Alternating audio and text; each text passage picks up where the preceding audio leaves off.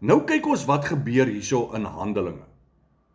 En ek wil hê jy moet saam met my dan na die Handelingboek toe gaan. Handelinge 18 vers 24. Ek het my Bybel oop, so ek gaan dit vir jou lees. En ek lees uit die Afrikaanse 33 vertaling. En ek praat hoofsaaklik met die Afrikaans sprekendes in Suider-Afrika. Of as jy op Australië sit, Nieu-Seeland sit, Amerika sit, baie ook al sit, jy kan Afrikaans verstaan, dan praat ek met jou. En jy noem jouself 'n Christen. Handelinge 18 vers 24.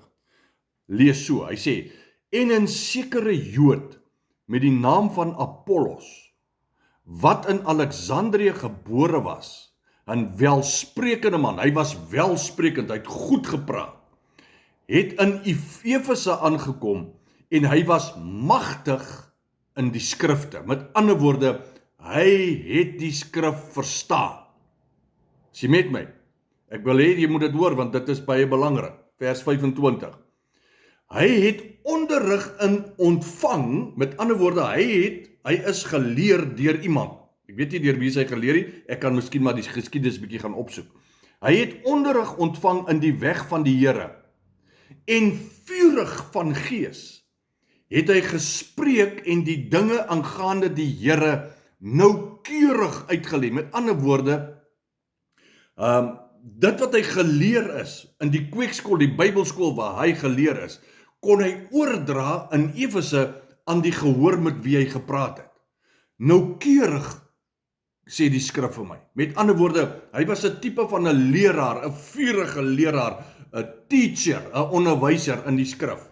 Want hy kon die mense leer van wat die skrif sê. Alhoewel, kyk wat is baie belangrik dat jy hierdie hoor. Alhoewel hy net van die doop van Johannes geweet het. Vurig in die skrifte, hy was in die Bybelskool, hy het alles geleer. Hy was 'n goeie leraar gewees. Maar hy het geweet van die doop van Johannes, en dit was sy beperkte kennis gewees. En daarom het hy die mense geleer. Baie mense het tot bekering gekom.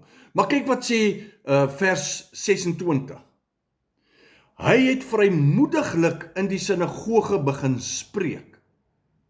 Maar nadat Aquila en Priscilla hom gehoor het hulle by hom geneem en hom noukeurig die weg van God uitgelê.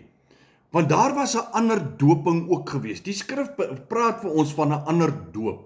Die doping met die Heilige Gees. Met ander woorde, wat het Priscilla en Aquila gedoen? Hulle hoor hoe preek hierdie man, hulle ervaar die salwing van die Heilige Gees wanneer die man preek. Hulle sien hoeveel mense word oortuig wanneer hy preek en kom tot geloof. Maar hulle hoor dat hy kan net praat oor die doop van Johannes. En hulle vat hom na die diens, vat hulle hom een kant toe, en hulle begin met hom praat oor die doping van die Heilige Gees. Daar is meer, daar is 'n ander kant ook. Met ander woorde, dat Apollos het die skrifte, die kennis wat hy gehad het, net in een aspek gehad.